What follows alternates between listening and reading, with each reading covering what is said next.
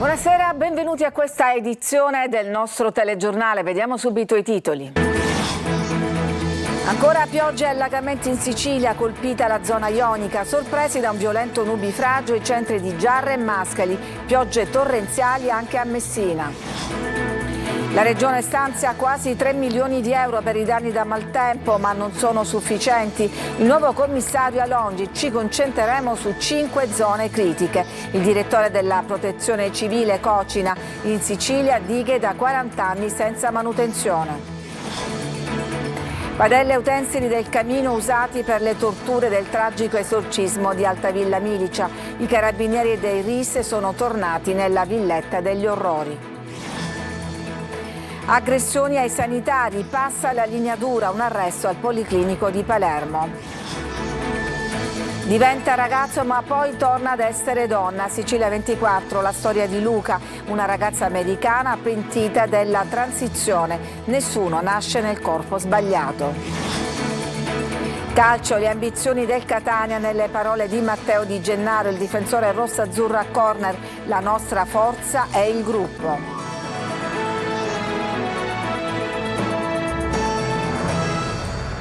Ancora piogge e allagamenti in Sicilia, la zona più colpita questa volta è quella ionica, sorpresi da un violento nubifragio i centri di Giarre e Mascali e prima ancora il messinese. Adelaide Barbagallo.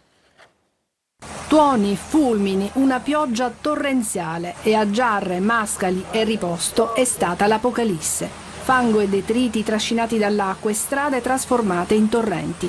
Nelle immagini vediamo alcune auto rimaste intrappolate. Danneggiati negozi, garage e appartamenti. Un temporale violento e imprevisto che ha colto di sorpresa tutti. Anche l'autostrada Catania-Messina in breve tempo è diventata un pantano. Tra le zone più colpite il messinese, con oltre 300 mm di pioggia caduti nella zona di Nizza e Fiume di Nisi, sino ai 400 e oltre tra Taormina e Fiumefreddo. A Nizza il mare in tempesta ha trascinato fango sulla strada, sorvegliati speciali torrenti per pericolo di esondazione, soprattutto quello di Nisi. La passerella, che consentiva il passaggio tra Ali Terme e Nizza di Sicilia, è stata sommersa e l'unica alternativa è rimasta l'autostrada. Ma disagi alla viabilità si sono registrati in tutte le zone colpite dal maltempo.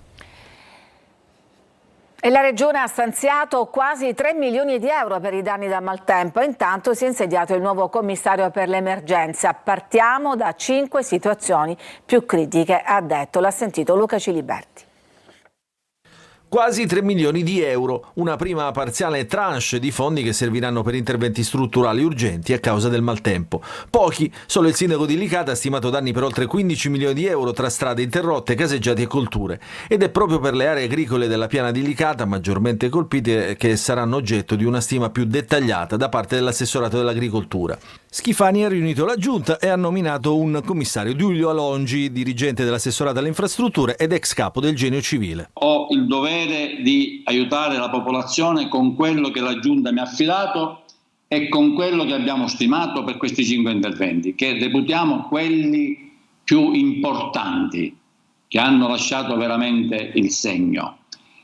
E su questi io mi sto concentrando. Devo dire che mi attiverò su Catania già da domani e manderò i funzionari dell'ufficio del Genio Civile per capire le cose più importanti da fare nell'immediato e darne contezza alla Giunta regionale. 5 dunque gli interventi prioritari: alla foce del fiume Salso, a Licata nell'Agrigentino, sul fiume Dittaino si interverrà con il rifacimento degli argini attraverso il riposizionamento di massi ciclopici, a Enna dove una frana di notevoli dimensioni ha causato la chiusura al transito dell'intera sede stradale e la sospensione di alcune attività commerciali, sull'isola di Stromboli dove verranno effettuati interventi per la rimozione dei detriti che ostacolano la circolazione, in particolare nella frazione di Ginostra dove saranno rimossi i residui alluvionali che rendono impraticabili diverse strade del centro abitato. Dighe in Sicilia senza manutenzione da 40 anni. Il direttore della Protezione Civile punta il dito sull'abbandono di un sistema che era stato concepito come all'avanguardia. Roberta Lunghi. Sono mancati 30 anni, 40 anni di interventi, anche di opere di manutenzione straordinaria, e questo è quello che la natura ci porta in conto oggi. Punta il dito contro l'assenza per decenni di azioni di manutenzione sulle dighe siciliane il direttore della Protezione Civile regionale Cocina durante Buongiorno Sicilia. Il sistema delle dighe siciliane era un sistema concepito negli anni 60, all'epoca all'avanguardia, in cui sono mancate poi le opere di completamento, di messa in sicurezza. Altro paradosso riguarda l'oggi per l'acqua caduta, ma non nei luoghi utili a riempire gli invasi. Pensare a un sistema di convoglio delle acque verso i bacini di raccolta nel centro della Sicilia sarebbe, aggiunge Cocina, troppo costoso. Importante investire invece le risorse su efficientamento e miglioramento dell'esistente. C'è un collettore, una grande opera che intercetta le acque del Martello, rimasto incompiuto da Porto Suanci, poi interrotto negli anni 90 per motivi vari, tangentopoli, ambientali. Ti bastano qualche decina di milioni per completarlo e ciò sarebbe un grande vantaggio. Questo, insieme ad altri interventi, fanno parte di un piano straordinario che il governo regionale ha presentato a Roma per una ipotesi di sblocco e rifinanziamento. Spreco e dispersione sono poi le aggravanti del sistema. Purtroppo le perdite sono concentrate nella rete di distribuzione interna nelle città. Lì abbiamo valori del 50%, l'intervento lì è molto costoso. Sul tema dispersione Davide Faraone, capogruppo di Italia Viva alla Camera, torna a parlare in un post su Facebook. Ho visitato la diga Trinità, scrive, da un lato non c'è acqua e le coltivazioni muoiono, dall'altro lato, visto che non si è intervenuti con seri investimenti, l'acqua viene buttata. Intanto a Catania si contano i danni dopo l'ondata di maltempo e non mancano le polemiche. Tonino De Mano. Non è stata una pioggia eccezionale, ma è bastato poco per mandare sott'acqua Catania con l'immagine simbolo di Via Etnea, trasformata in un fiume in piena. E come sempre partono le polemiche e tornano in auge vecchi discorsi che riguardano canali di gronda, allaccianti, sistemi di acque bianche e nere, caditoie, ostruite anche da tonnellate di cenere vulcanica. Ognuno rivendica la propria azione, chi attacca e chi si difende a seconda del colore politico. La sensazione è che i cambiamenti climatici debbano, per forza di cose, far cambiare il modo di proteggere le città, e questo si potrà fare attraverso nuove infrastrutture. E passa in secondo piano anche la polemica sulle caditoie, perché pulite o no, non avrebbero certamente potuto fronteggiare l'enorme massa d'acqua riversata su Via Etnea. D'ora in poi bisognerà voltare pagina ed agire con fatti concreti, come conferma l'ex assessore Bosco. È il momento dell'azione, ci sono dei progetti che possono essere fatti, io ne ho suggeriti alcuni, soprattutto al Forcile, dove ci potrebbero scappare anche i morti, nella zona portuale, nelle aree pedemontane. Nell'immediato si possono fare solo manutenzioni straordinarie, cioè essere sicuri che i canali che esistono, le caditoie che esistono siano in funzione. Si assiste anche ad uno scaricabarile tra enti locali, anche se l'assessore alle manutenzioni Giovanni Petralia sgombra il campo dalle polemiche. Si sta aprendo però un dialogo, nonostante le divergenze, magari le visioni diverse, un dialogo per cercare di trovare delle somme straordinarie per fare subito degli interventi. Purtroppo con le risorse, con gli uomini che abbiamo a nostra disposizione, l'ha detto il sindaco anche in un post, abbiamo un organico sicuramente limitato rispetto alla grande ampiezza della nostra città, quindi cercheremo l'aiuto della regione anche da questo punto di vista. Nelle prossime ore sono previsti massicci interventi sui tombini intasati dai detriti e rifiuti. Naturalmente si comincerà da Via Etnea, Salotto Buono e il nuovo fiume di Catania. E nelle ore di pioggia molti rider sono stati costretti a lavorare con condizioni meteo proibitive. È successo anche a Catania, dove i giganti del food delivery, a esclusione di Just Eat, hanno ignorato la normativa vigente che prevede che in caso di pericolo grave per i lavoratori l'azienda debba sospendere ogni attività senza conseguenze per i lavoratori. Lo affermano CGIL, Filt e Nidil CGIL, annunciando un esposto in procura a livello nazionale.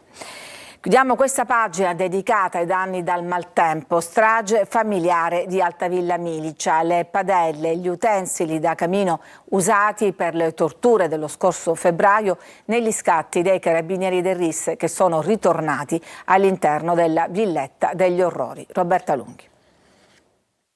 Gli utensili del camino e le padelle usate per torturare le vittime, le scritte religiose sui muri fatte dalla figlia maggiore come da sua missione. Sono le foto scattate dai carabinieri del RIS nella villetta degli orrori di Altavilla Milicia, dove si è consumata la strage familiare tra il 10 e l'11 febbraio, vestita da rito di purificazione dalla possessione del demonio, in cui hanno perso la vita Antonella Salamone e i figli Kevin ed Emanuel di 16 e 5 anni, e per la quale sono 4 gli indagati. Oltre al capofamiglia Giovanni Barreca e la figlia maggiore 17enne, anche una coppia, Massimo Carandente e Sabrina Fina. Antonella, prima di perdere la vita, è stata colpita più volte con una padella, probabilmente una di quelle sequestrate nella casa. Confermo le torture e la figlia a parlare, ma non so come è morta mia madre, se per infarto o quando sia io che mio fratello le davamo calci e mia madre non reagiva più. Mentre veniva torturata non poteva né mangiare né bere e quando veniva colpita con la pentola aveva una fascetta trasparente ai polsi. Mentre Barreca e la ragazza hanno confessato, Carandente e Fina hanno sempre sostenuto di avere preso solo parte alle preghiere organizzate per scacciare il demonio e di non essere stati nella casa durante i delitti, ma le analisi dei tabulati dei cellulari della coppia dicono il contrario. Intanto si attende l'esito della perizia psichiatrica disposta su Giovanni Barreca, previsto il 13 novembre. Una settimana prima, il 7 novembre, il GIP Nicolaiello, che processa la ragazza, potrebbe disporre una perizia sulla giovane indagata. Aggressioni negli ospedali. In Sicilia passa la linea dura, un arresto al Policlinico di Palermo. A Catania il Policlinico dichiara tolleranza zero. Adelaide Barbagallo. Linea dura contro aggressioni e atti di violenza negli ospedali. A Palermo la polizia ha arrestato un immigrato di 30 anni per resistenza pubblico ufficiale. Con fare minaccioso si era presentato al pronto soccorso per richiedere una prestazione sanitaria, tentando di scagliarsi contro dei medici per poi inveire contro i poliziotti in servizio, che hanno richiesto l'intervento dei colleghi delle volanti e portato l'uomo in commissariato. E nel processo per un altro arresto avvenuto a Fiumefreddo di Sicilia, dove un uomo ha aggredito gli uomini del 118 durante un soccorso, la Seus, la società che gestisce le ambulanze, si costituirà parte civile. Ad annunciarlo il presidente Riccardo Castro, che promette denunce e segnalazioni alle forze dell'ordine anche per l'interruzione di pubblico servizio per le ambulanze costrette al fermo tecnico in seguito ai danneggiamenti subiti. Ed è di appena ieri la nota del Policlinico di Catania che annuncia tolleranza zero contro atti di violenza e aggressioni al personale. La truffa corre online, oltre 500 i casi in Sicilia negli ultimi anni, approfittando dell'ingenuità delle vittime. In questo servizio vi mostriamo come agisce chi mette in piedi un raggiro. Marco Gollà. Truffe, raggiri, un bottino di oltre 4 milioni di euro da inizio anno, frutto di circa 500 truffe online in Sicilia. La parola d'ordine è attenzione, la truffa è sempre dietro l'angolo. Ecco perché bisogna alzare il livello di guardia quando si ricevono messaggi come quello che state vedendo. Ciao papà, ho perso il telefono, puoi contattarmi su WhatsApp? L'amo per la truffa. Noi volontariamente abbocchiamo e iniziamo una conversazione con i truffatori che si fingono nostra figlia. Il primo indizio che si tratta di un raggiro è quando il nostro interlocutore scrive: la rabbia è che ho dovuto bloccare il bancomat e tutto. Poi, altro indizio, e siamo già ad una prova. Ora ho bisogno di un tuo aiuto. Proseguiamo il loro gioco, fingendoci ovviamente interessati ad aiutare nostra figlia, che in realtà era accanto a noi e guardava serenamente la TV. Ho visto un iPhone Pro Max in promozione a 980 euro. Mi aiutereste ad acquistarlo? Al nostro benestare arrivano anche i codici per una ricarica post-pay, prontamente rimossi appena comunichiamo che in realtà siamo giornalisti. Alle nostre domande le risposte sono insulti e minacce che ovviamente vi risparmiamo. Un fenomeno che purtroppo cresce. La leva principale è l'ingenuità delle vittime e la scarsa conoscenza delle procedure digitali. Quindi attenzione, e se proprio volete regalare un cellulare nuovo a vostra figlia, accertatevi che sia realmente lei a chiedervelo. Una donna originaria di Santo Domingo è stata denunciata dalla polizia a Catania per avere picchiato il proprio compagno colpendolo con calci e pugni all'interno del camper in cui vivono da mesi perché sono in difficoltà economiche. L'uomo ha spiegato di non aver interrotto la loro relazione per il bene della figlia sedicenne, che è attualmente affidata ai servizi sociali proprio per la complicata situazione familiare. Dopo l'esclusione dell'unica ditta che aveva avanzato richiesta per un debito con l'erario, il Comune di Catania ha riaperto il bando per salvare in extremis la Fiera dei Morti, tradizionale appuntamento d'inizio novembre che si lega alla commemorazione dei defunti. Riaperto l'iter, è stata recapitata una sola busta che è al vaglio dell'assessorato competente. L'ufficialità si avrà domani. 20 famiglie nel quartiere Scavone a Gela, da anni occupanti abusivi delle case popolari, rischiano adesso di essere sgomberate nonostante abbiano fatto richiesta di essere regolarizzati. Adesso temono di finire in strada. Gerri Italia. Istituto Case Popolari di Caltanissetta, diamo la possibilità a queste famiglie di mettersi a regola una volta per tutti e basta. Vivono da anni come occupanti abusivi negli appartamenti popolari del quartiere Scavone, l'ex Bronx gelese. Quando sono entrati, abbattendo i muri di forati che sbarravano le porte, le case erano abbandonate e in condizioni fatiscenti. Oggi quelle famiglie, circa una ventina, con anziani e bambini, si trovano a dover affrontare un imminente sgombero. Entro il 12 dicembre dovranno liberare quegli spazi trasformati con fatica in case o verranno allontanati con la forza. Nonostante siano consapevoli dell'illegalità del loro gesto, queste persone però adesso chiedono di essere regolarizzate per evitare di finire in mezzo alla strada. Alcuni di loro avevano già partecipato al bando di regolarizzazione emanato lo scorso anno dallo IACP, ma l'ordine di sgombero è comunque arrivato. Sì, sono abusivo, che sono entrato abusivamente, però io voglio essere in regola. Come da contratto che dici devono fare nel bando 2017 rientro nella graduatoria, però loro non vogliono sapere niente. Noi vogliamo pagare, è giusto che ci mettiamo a regola anche noi.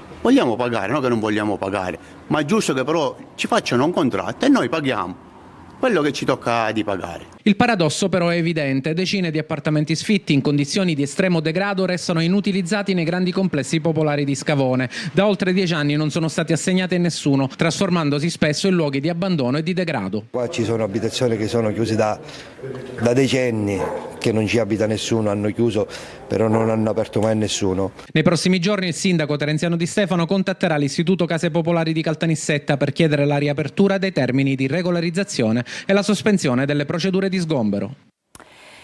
Ci fermiamo, c'è una pausa per la pubblicità e torniamo per raccontarvi la storia di Luca, una ragazza americana che dopo aver cambiato sesso si è pentita ed è voluta tornare indietro. A tra poco.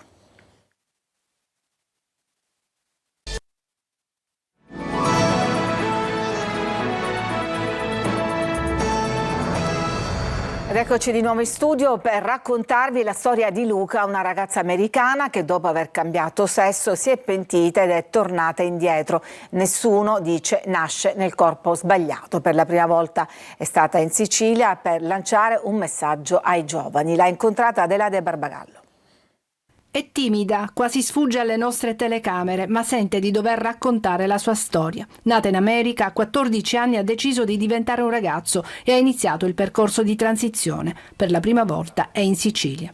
Luca sostiene di essere stata ingannata. A 22 anni gira il mondo per dire ai ragazzini di 14, 15, 16 anni, l'età in cui lei ha deciso di fare la transizione perché non si sentiva bene nel suo corpo, perché era in crisi. Attenzione, siete troppo piccoli per decidere una cosa così grande. Luca, cosa è accaduto nella tua vita quando avevi 14 anni? I was a teenager who was struggling a lot. Una ragazza adolescente e mi sentivo completamente dissociata con il mio corpo e quindi la transizione mi è stata mostrata come la soluzione migliore per liberarmi del mio corpo. Si è imbattuta in alcuni social e anche dei medici l'hanno consigliata. Quando hai capito che invece avevi intrapreso una strada sbagliata per te? Quindi me ne sono resa conto a 20 anni, dopo che ero cresciuta, e mi ero resa conto appunto che non era la strada giusta da fare. Ora lancia un messaggio a tutti gli adolescenti.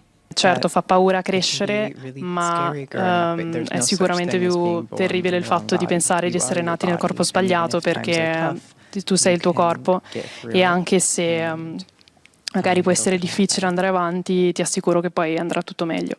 Luca è una delle tante persone dei transitioner, è tornata donna, sostiene che nessuno nasce nel corpo sbagliato. Come lei, in tanti si sono pentiti.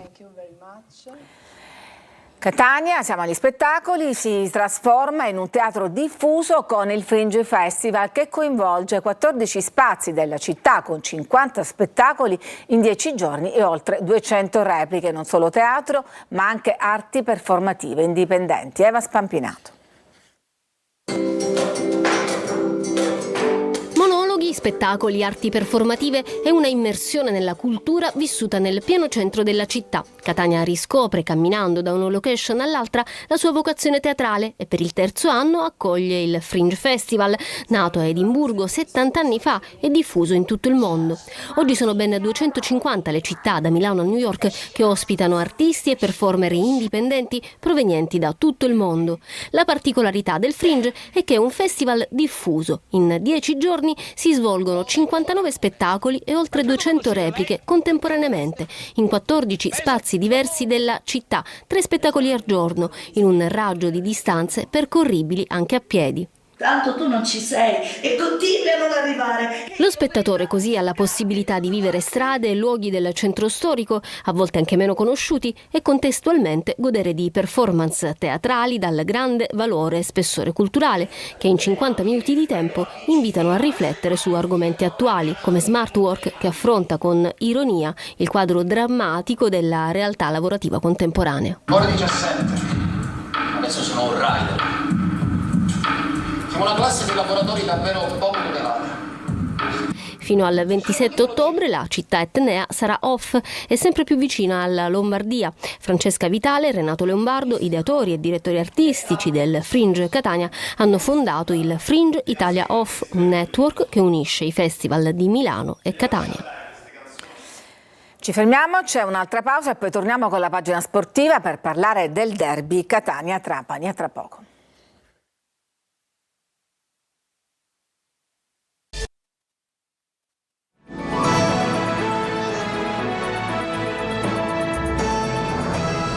Siamo al calcio, si giocherà il 26 novembre al Massimino in Serale il derby tra il Catania e il Trapani, valido per gli ottavi di Coppa Italia di Serie C. Sul buon momento in campionato dei rossazzurri ha parlato a Corna il difensore Matteo Di Gennaro. Sentiamo Francesco Triolo. La partita l'abbiamo fatta per tutto il secondo tempo, potevamo vincerla, l'abbiamo un po' aperta tardi, però secondo me la reazione che c'è stata nel secondo tempo è prova di una squadra forte, soprattutto mentalmente, oltre che tecnicamente, ma questo è perché è composto da giocatori che non conosciamo da oggi. Ripartire da lì, ripartire dal secondo tempo e da quel cambio di mentalità che il Catania ha mostrato nella ripresa della gara contro il Foggia. Lo ha detto chiaramente Matteo Di Gennaro, difensore del Catania, che ieri è stato ospite a Corner. Un cambio di mentalità che si è evidenziato anche dopo il calcio di rigore fallito. Un'altra squadra avrebbe probabilmente mollato, invece i rossazzurri hanno continuato a spingere, a fare la gara sino a 3 secondi dalla fine, quando Inglese ha trovato il pari. Una prova di forza impressionante per il gruppo. Primo tempo noi abbiamo approcciato secondo me bene, perché abbiamo avuto subito l'occasione con Montalto.